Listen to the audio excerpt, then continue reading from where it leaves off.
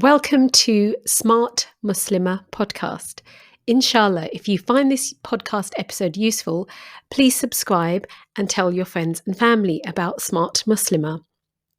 Also, good news, I have a newsletter, and that's how we can stay in touch. To subscribe, please go to smartmuslimah.com. Details are also in the podcast notes. In the newsletter, I'll be sharing my book recommendations, productivity tips, and online courses that I've created, and also information about a new book that I'm writing called Smart Single Muslimah. Inshallah, it will help you to transform the way you approach love and relationships.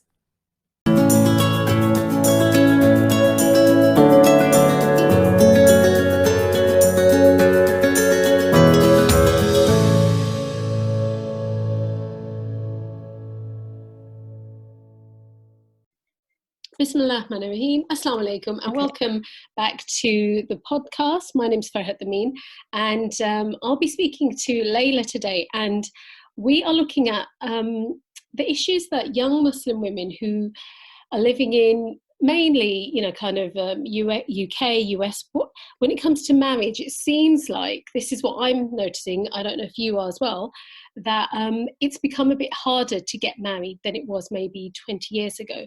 So really the point of this podcast is not to blame anyone for that. So it's very easy for us as a community, as Muslims, to blame, specifically to say, oh, the woman is the problem, the young girl, there's something wrong with her, she's got issues, that's why she's too fussy, whatever. We've heard these excuses put on to girls. But what I'd like to talk about, and alhamdulillah, I'm so happy that Layla's here to discuss this with me, because she is a young, educated Muslim woman who has friends and who herself has noticed these things. So I just want to let's jump straight into it and find out what Layla thinks about this. So assalamu alaikum, Layla. Wa alaikum salam, Farhat. Thank you for having me on. Alhamdulillah, jazakallah khair for coming. How's your day been so far? It's been great. It's cold now, so things aren't as nice as they used to be in the morning. Yeah, that's true. It's alhamdulillah, it was raining a lot yesterday, and I couldn't go out for a walk, and I was thinking, oh no, what am I going to do? But yeah, alhamdulillah, it's you're right, winter's finally here in the UK. Yep. So alhamdulillah, okay, so with this topic, so would you say marriage has become a bit of a struggle when it, within your peer group and in your experiences? Are Muslim women finding it difficult to get married? I would definitely say that Muslim women are finding it more difficult to get married in today's day and age. And actually, prior to us having this conversation, I did a little bit of digging online, and I found that it seems to be that within the Muslim community, and then also outside of the Muslim community, women as a whole, as a group, are struggling to find suitable partners that they want to settle down with. And obviously, speaking of those women that are marriage minded and have been marriage minded from a younger age, they're finding that they're having to delay marriage, not through any fault of their own, but because the circumstances are just not conducive to them finding that partner that they would want to spend the rest of their lives with. So yes, I would say that on a sort of larger scale, but then also just within my circle of friends, we've, a lot of us have been wanting to get married for a very long time, and for various different reasons, it just hasn't happened yet. Mm-hmm. So okay, so let's look at those reasons then. So what would you say is like one of the main reasons why it's become difficult? What's the issue that sisters are facing? So this is actually a sort of a very interesting question, because the more I've looked into this, the more it seems like it's not necessarily one particular reason, but a sort of coalition of reasons that have come together. And in this article that I found, which talked about Muslim women and non-Muslim women and the different issues that they are facing when it comes to marriage, they cited one of the main reasons as being that, for example, women are much more just on a different in a different place than the men that are from a similar age group, or the sort of men that they are looking to get married to. And that's regarding, say, levels of education, their prospects in terms of career, and then with men, just not necessarily wanting to settle down as soon as women do. And so that bit is definitely from the non-Muslim perspective, right? Non-Muslim men not wanting to get married in their 30s or in their 20s because they feel like, you know, they have a lot longer. But then from the Muslim perspective, we have this issue within the Muslim community of women, where we have had the same sort of messaging our whole lives that non-Muslim women have had, right?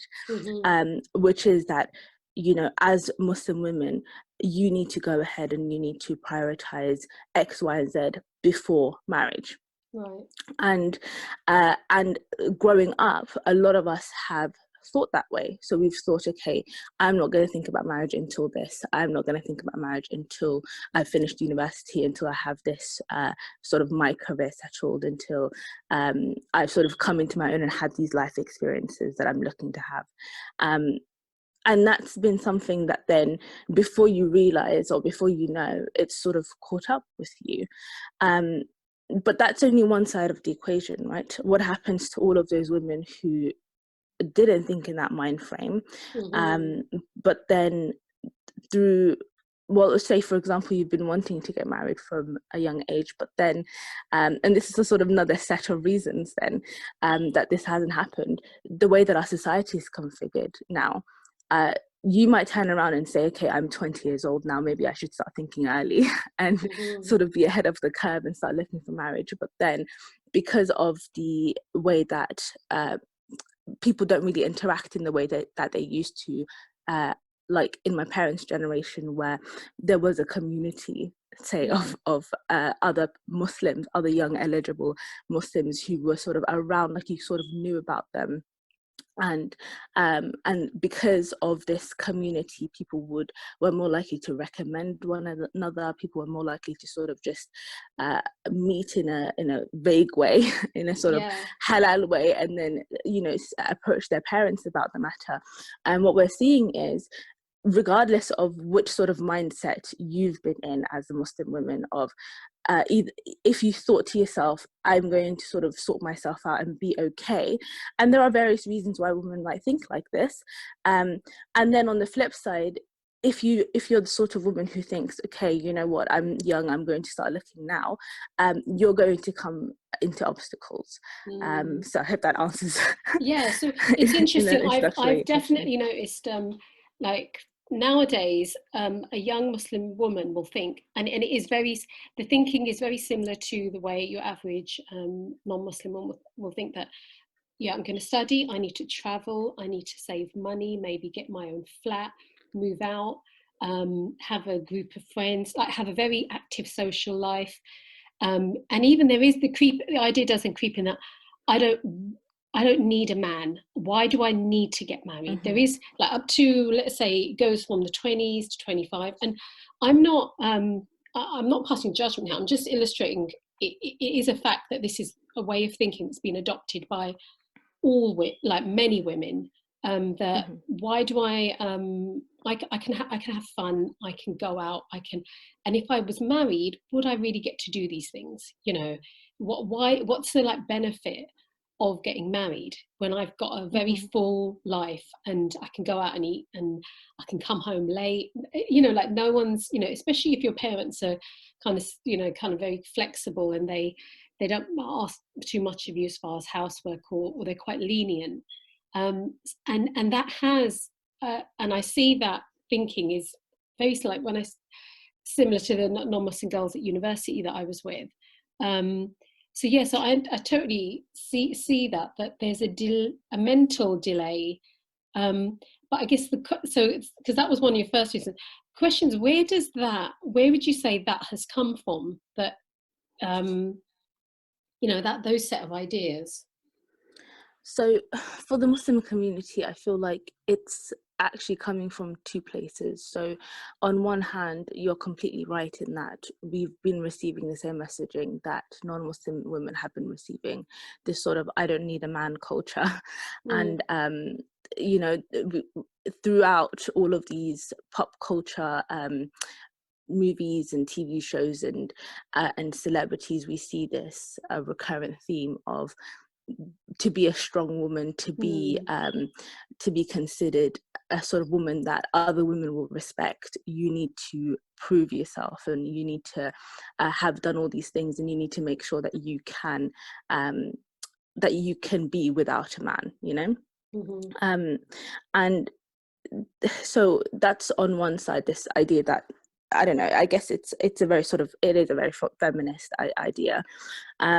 But then for Muslim women, I'd say that the second thing that really affects us, and of course it depends what community you're from, but so for me, for example, I know that I come from a background where we came to this country as refugees, right? Mm-hmm. And we suffered a lot of strife in that sense. And for a lot of communities like mine, what happened was that in the turmoil of moving and coming to Europe and going through all the struggles that my parents went through, my mum found herself having to be a lot more independent, having to support her kids. You know, my mum and dad were separated for a long time, physically separated for a long time. And so Mm-hmm. she was having to take on this sort of single mother role, even though she wasn't a single mum. And so for a lot of communities where this is the reality, Muslim mothers have turned to their daughters and said, listen, you need to figure out how to be okay without a man. Mm-hmm. And it's true that, of course, you know, even on both ends of the scale, we do as women need to make sure that we can provide, like, look after ourselves Yeah, rather than definitely. provide for ourselves, but that we can look after ourselves, because anything can happen. But that is a very sort of pragmatic way of looking at things. And what I think the issue is, that sort of pragmatism that mothers have wanted to give to their daughters has been internalized in a way where, alongside the general sort of anti-male movement of feminism, Mm-hmm. women have been sort of, I think, been made to feel against the idea of wanting a man in their life at all, right? Mm-hmm. And so it's like this sort of mental block where you're just like, okay, I do, in a sort of abstract way, want to get married. I mean, I'm not speaking for myself specifically, but women thinking, I do want to get married in an abstract way, but then actually resisting the idea in a very real way, where they're not taking steps to find a husband, or they're not interacting with the idea of marriage in a way where they're actually seeing this other person as somebody who is going to come into their life and have, you know, rights upon them the way that a husband would. So in a sense, it creates this power struggle of, okay, I'm a woman and I have this feminine energy, but then at the same time I want to be a man and I want to be in this masculine energy. It actually reminds me of something else that I read, which I thought was really funny, was how a lot of women become the man that they want to marry. You know? That's so funny. So you see all these women who have these really fancy degrees, have these really fancy jobs, and then in a partner they're saying, well, I want the exact same thing. If I could do it, then I require a husband who also has it. You know, but then it's like, well, you went and did it so that you are that husband. So Yeah. So, it doesn't make sense. yeah, that's true. They, you know, young Muslim women are facing a dilemma. There is a real, it's not nice for them that they're in that situation, because then put into what you've just described, your natural, you know, instincts and feelings that you have, that to I remember my dad was really funny, that he used to pretend that we don't have. He used to like think we were androgynous, or had no feelings, or had no instincts, or didn't even know that the opposite sex existed. And he's like, as if, Yes. okay, like, yeah, you don't need to get. You're going to get married, but somehow, and the thing is that that's like a really silly, you know, mentality to have. And I know some Muslim parents like the fact that they won't talk to kids about sex education or like it's, you know, it's like doesn't exist. And this is essentially that I think what we can't deny that whilst you're working and earning money and you've got everything you want, internally you want to have companionship, you want to have someone to love, you want to have kids, even though, you know, when you see how it's extremely hard raising kids, but there is that, you know, when people they will say, but you know, the clock's ticking and your biological clock. And what one solution for some women is that they then, you know, for non-Muslim women, is that they will get sperm donors and they will adopt, or, you know, they'll find a way. Or even, okay, what we need to realize, for them, they have the choose the option of just having a boyfriend or having one night stands. That's, you know, with the advent of the explosion of all these dating apps, which you know, like Tinder, and we know that that's the channel that they then choose to fulfill their desires. But for a Muslim woman, then that's not an option. So, but then we see, let's not pretend that we Muslim women don't, and men, of course, don't choose that option. But you can see that ends up being a problem, that when we delay marriage or think I don't need, then something, you know, is kind of opening the door to shaitan a little bit. Do you notice that as well? For sure. I do. I think in a couple of different ways, actually, because another thing that I've come to know is that for a lot of women, and subhanAllah, these are sort of the whisperings of shaitan, right?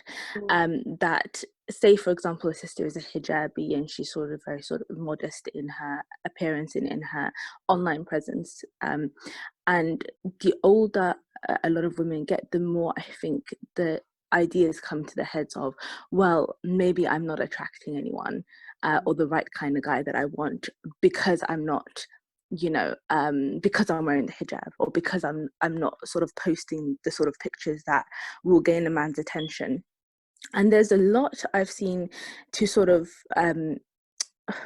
give credence to this idea, because on the flip side, I can't tell you how many times I've come across stories where, you know, there is a particular girl who's wears very revealing clothes online and doesn't wear hijab, and you gets a lot of attention from men, and say one of these men marry her, but then he then wants to turn her into the hijab wearing niqabi after marriage.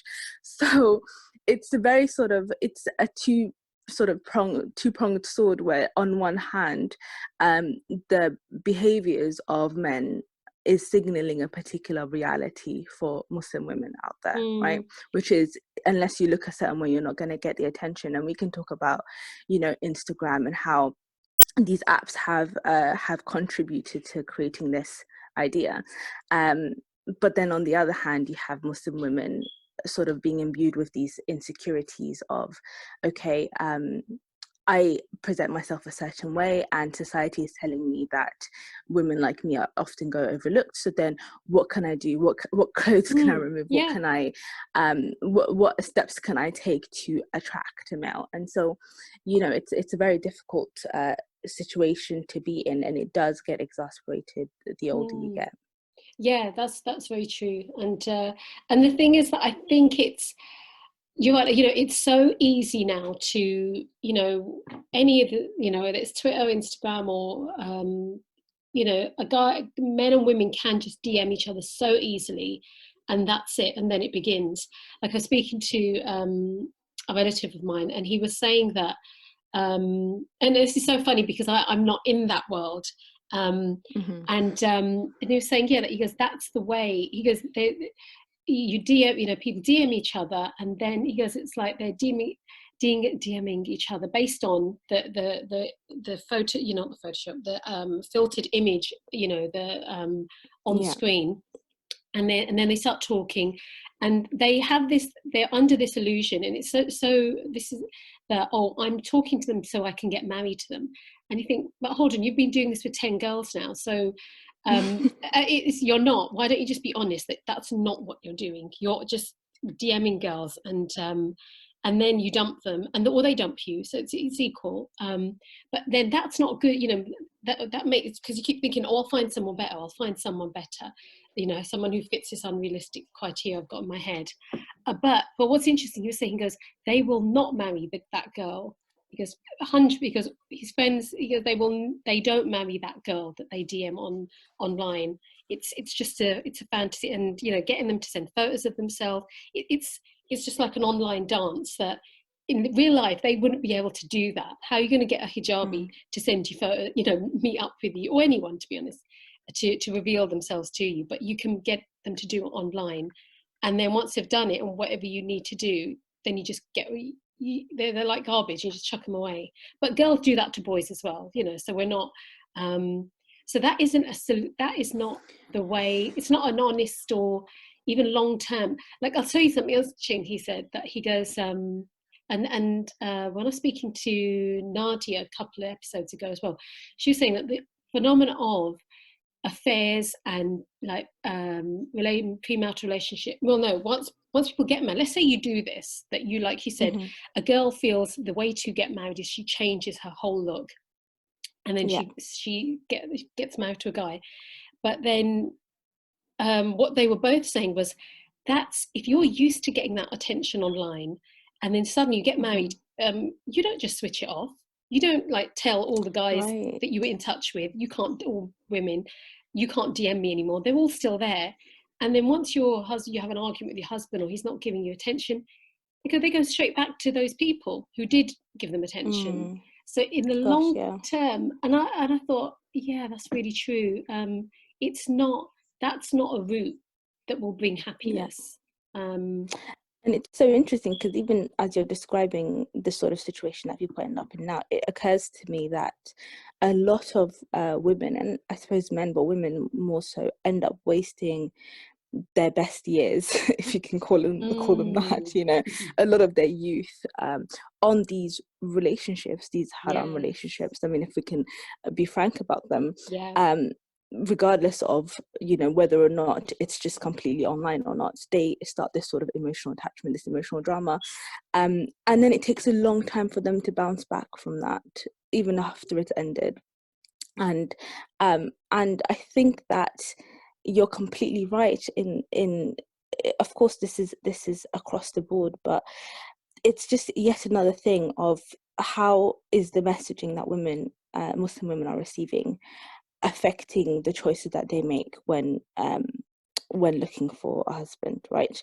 I think coming into this culture, what we're finding is that the concept of femininity is completely butchered. And this is something that I've even noticed within non-Muslim trends, right? You're seeing, and it's quite sort of, I think, like a bit underground at the moment, but it feels like there is this resurgence of women who are pushing back against feminism, who are saying, actually, we want to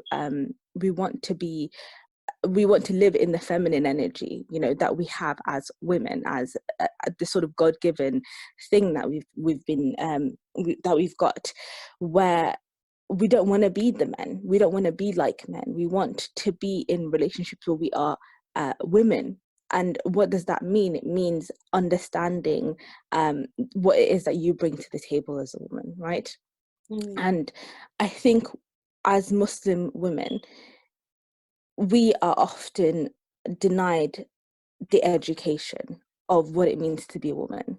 And I think it's because, I think maybe because when it comes to education, unfortunately, a lot of us just take straight from the non-Muslims. We don't really like what we do educate our children with regards to Islam is not really so much about what the Deen tells us a woman is like, a woman is to be. It's more just what culture expects from you, and that's sort of what's taught individually in the homes, and oftentimes that's not very conducive to a healthy self-perception, a healthy marriage later on. But for us to sort of understand that there is a femininity that exists, that Allah subhanahu wa ta'ala has given to us, and to really internalize that, and then to understand also what masculinity is, and how men think differently to us. I think having this sort of perception understanding would be very helpful and very useful when later on when looking for a partner, because then you're not projecting onto men what women expect in a relationship, right? What women expect in a marriage, and I suppose vice versa. A lot of the time, and I think going back to what we were saying about women dressing a certain way and giving certain affordances to men that are against the deen and that are sort of degrading to their own personhood. If women were taught very clearly from a young age, look, these are the sort of parameters that you should have, and these are the sort of things that men would do to overcome them if their intentions are not good. I think that would really protect women a lot more, because I think the trap that a lot of women are falling into is not knowing actually how the correct way of going about marriage is, and then also what the sort of psychology of, in a very sort of abstract way, of course generalizing, but what the psychology of men are, so that they have the tools then to go into these interactions with men in the correct way, protecting themselves first and foremostly. I think is such a good point, that I really want, like, I know for sure I was told nothing, but alhamdulillah, that's because my mum was told nothing. I don't know how parents anyway, that's fine, that's the way it was done. But you're right, a conversation with your daughter, and of course, like, where this is a podcast for women, but really this could all be applied to men and guys, as boys as well, that sitting down and finding out the nature of men and women. What does Islam say about what a man is? Like, there's a really good book by this brother with podcast, Mind Heist, brother Amin. I can't really bad. No, that's the only name he gives, actually. But he was on. He had a conversation with my husband in his podcast, Thinking Muslim, and I put it on here because there are so few discussions about what it means to be a Muslim man, a masculinity, and the qualities. But then on the like, it's interesting when discussions are about Muslim women, it will be, okay, of course, modesty, that's fine. But you're right, as far as how to know when a guy is, basically, like playing with you and he isn't serious, and how to keep your self-respect, what kind of conversations, that is very lacking in our communities. I don't know why. I know it's difficult, that's why it's not talked about. They're not, it's embarrassing, and you have to say things, and but the point is, what's the alternative? The alternative is what we have now, where young should girls avoid at all costs, and then you turn 20 something and then everybody's like, why are you not married? Exactly. That is so true. But it's no one's talking to young girls about this, young women, and educating them. And also, now this is, I think, I'll tell you, might be another reason, is that you then, when you see, like, when I see young girls walking down this road that's leading to, unfortunately, I see it leading to them, unfortunately, not getting married, living, they might have a lot of money and they might have status, they might have a good job, but they're not going to, unfortunately, get married and have kids. Now there's a reason, Allah knows best, there's a reason why we're told to get married and have families. Allah knows why. And when we decide, okay, I'm not going to go to make that a goal, I'm going to make what feminists like who's the latest, like modern day feminists are telling you, they're setting our goals instead. I think that we have to think, why are we allowing a bunch of women, from Mary Wollstonecraft to Gloria Steinem to Emma Watson to Malala Yousafzai, why are you letting them tell you what's important and what your goals should be? I think that's a question we need to ask ourselves. And also it's just so bizarre, because in listening to these women, we are oftentimes going against our own very nature, right? And what happens is, you know deep down the things that you want. You know that if marriage and children are very, very important things to you, and they are to a lot of women, Muslim and non-Muslim. And actually, more often than not, I see this sort of heartbreak of realizing that, you know, oh, I might not actually be able to have children. Like, I've seen that heartbreak in non-Muslim women who come to their mid-30s or late 30s and think, my God, like, what if this actually doesn't happen to me or for me? And it's a very, very sad thing, because it's this, you've seen these people for years and years, for decades, deny their own nature and deny themselves the truth of admitting that they want these things, and then suddenly it's too late, you know. And so, alhamdulillah, for a lot of Muslim women, I wouldn't say that it's the same in that we're so outward in our desire, but I think a lot of women do internalize this. I mean, going back to the beginning of our conversation, this thing of, I don't need a man. Like, wanting a husband, wanting a family shouldn't be a goal in your life, you know. And for you to make it a goal is for you to degrade women. Yeah, that's true. That really is true. That's the sort of overall messaging of feminism is, you know, for you to want these things, it's for you to, what do they say, like, take us back to a time when women were oppressed. Yeah, that's it. And I just think, you know, Emma Watson in particular, when I know people look up to, maybe there's someone else now, but yeah, she really does project that thing that I'm a successful actress. I don't need, you know, I don't need a boyfriend. No one needs to tell me how I should dress. Like, it's like she's a role model. And I think, and for many Muslim women now, unfortunately, let's also talk about the do you think that there's a certain amount of vilification of women who are choosing, for whatever, you know, or circumstances have you know, not allowed them to get married at the moment? Do you think sometimes they actually get angry at men because they're being vilified by certain men? Not all, we're not painting everyone generalized, but online there seems to be this trend.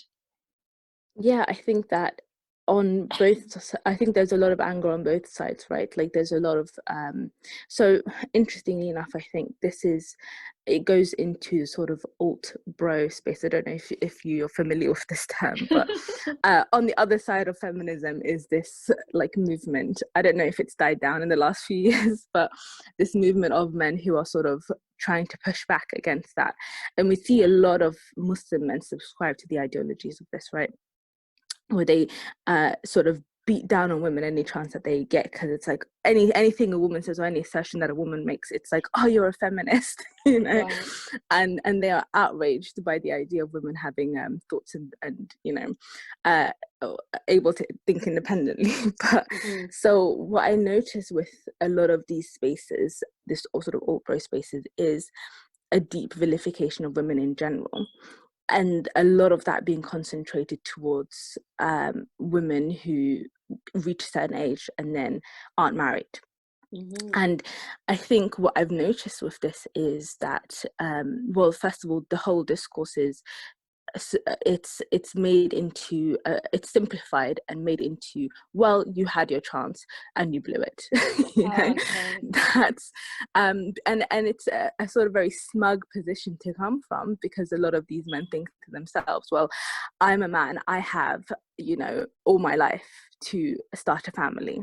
You're a woman, you don't, by you know, this biological reality that you're facing. And it's almost like they're taking out on women in general, but specifically, I think oftentimes in their minds, on those women who rejected them when those women were 20 and attractive, or, you know, that's how they speak, you know. I see. It's like, you know, those women they rejected them, and now it's like, haha, look at you, you can't have children. So it's extremely petty. And so, okay, because we know that online, again, people are will be extra nasty online because they can get away with it. There's no, you know, it'll be an anonymous name they're using. and that kind of emboldens people to say things that they wouldn't say in real life to a person's face. So that can be, you can see that happening. And generally, we know that, the nastier, the loud, it's a bit like in school, the most disruptive, noisy kid would get the teacher's attention and cause problems for everyone. So it seems the same fit online. That seems to be the one who makes the most noise, Chomp as an example. They get the most attention. And then they get to, but the thing is that they don't represent everyone, but it's just because they're making the most noise, that's why they're getting heard. Yeah, absolutely. Although I do feel like one of the issues with these sorts of people is that because they're getting heard and because they're so loud, they inevitably attract people who were on the cusp of thinking like that, or who probably didn't think like that before, but then are persuaded into this mode of thinking, and then it sort of snowballs from there, right? So I do have a couple of quotes from one such individual. This will be fun. And who was speaking specifically about Muslim women. And he says this, he says, and obviously a lot of this stuff is, I'm just going to go into it. So he says, first of all, he says that after women pass 30, they lose a lot of their shine to men, right? Men are immediately, suddenly, magically, not attracted to them. And that disqualifies them. And then he says, nobody owes you marriage. You made the choices you made to pursue your career and pursue your education, to get your useless undergraduate and graduate degree in feminist dance therapy. And you made the choice to enslave yourself to another man because you didn't want to be a slave to your husband, i.e. you're enslaving yourself to your male boss instead. And you made these choices, and now you're 35 and alone, and you're fat and your eggs have run out, and you might not be able to have a child, and you want Muslim men to take one for the team and marry you. And then, so that's the first quote. And then he says, and then he starts sort of comparing Muslim men and Muslim women. Like I said, a sort of pat on the back for Muslim men who can have children well into their 70s. And then he also goes on to say that Muslim men, like the older they get, the more their sort of financial status improves, their social status improves. And so they become only more attractive, whereas women have until 35 and then that's it, right? And then he says, now there are all these 35-year-old women almost going on spinsters who wants to marry men in their prime. Why should we pay for these mistakes that you made in not getting married when you had the best prospects in getting married? That's not our problem. What you should do instead is use your prime years of life to get married, and then you have, after that, all the time in the world to pursue your education and career.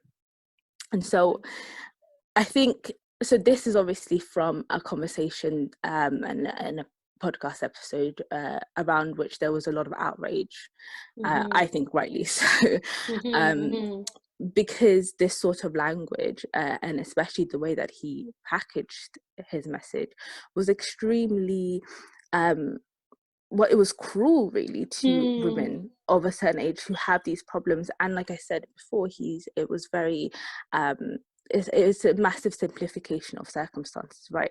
To turn around and say, well, you made your bed, now lie in it, just completely removes so much of the very rich context around people's individual circumstances, and also absolutely removes what we as Muslims believe, which is that ultimately what is meant for you will be, regardless of what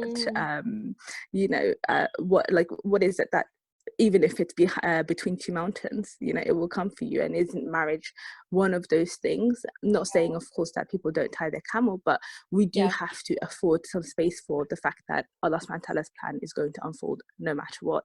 But it really surprised me to find that there's so many Muslim men who resonated with this. But also it disappointed me greatly to see that very few Muslim men were picking up on the etiquette in which this person was speaking about his sisters in Islam, right? To turn around and to vilify other Muslim women. And and even in the surrounding conversations, to sort of laugh about it and pretend like this isn't an issue. It's just like a community issue. It's just your individual problem. Yeah. It's very that in itself is an issue. Yeah, you're right. It goes back to how I started this, that I said that it's easy to blame. The lazy option is to just blame individuals. But if you really care, if we really care about our ummah, we care about each other, we wouldn't do or say things like what that guy said. Because you just have to think because it's interesting, you hear that, and let's say for balance purposes, let's say women may do the same thing. The question is, listening to what does it achieve? All it achieves is fitna, an argument and hatred amongst Muslim men and women, whereas we're supposed to be, one body, and there's supposed to be love and compassion. So when a Muslim, and you're going to find this, and this is, I'd really urge all, because this is one example, you hear other Muslims attacking Muslims, or, okay, we're being specific and attacking women. We shouldn't listen to these people. We should actually, if we're going to listen to them, then we should contact them and say, account them. So why are you doing this? You shouldn't be doing this. Advise them, send them hadith, send them ayah that this is wrong and you should stop it. And for sure, don't join their courses. And when they try to sell you products on, because, this is the new business model, isn't it? Create hatred, create attention. So this guy, he's going to get attention. He's going to get men who are finding it hard to get married, or they might be divorced, or their girlfriend broke up with them. And he's going to say to them, oh, do my course. I'll help you understand this. That's the game they're playing. They're not, their sincerity has to be questioned because they're causing so much trouble amongst Muslims. Yeah, and it's the reality of the matter is that for men who are attracted to this sort of discourse, there is an underlying disregard for women. I mean, it's so interesting because I feel like in this sort of space of the alt-bro Muslim men, you have these men who are so, and oftentimes rightly, outraged by what feminism has done to the community, right? But actually in their behavior and in their portrayal of women, all they do is push more women towards feminism, because it's this dehumanization of women that other women react to negatively, and then they think, well, how can I fight back against this? And then you're creating and adding to the problem that you're trying to solve in the beginning. Yeah, so it's a very secular problem here. Yeah, and the thing is that it's easy to, let's say you read a Twitter thing or by some of these ideas, it's easy to just react and Twitter back. And the thing is, what I would say to you is, don't do that.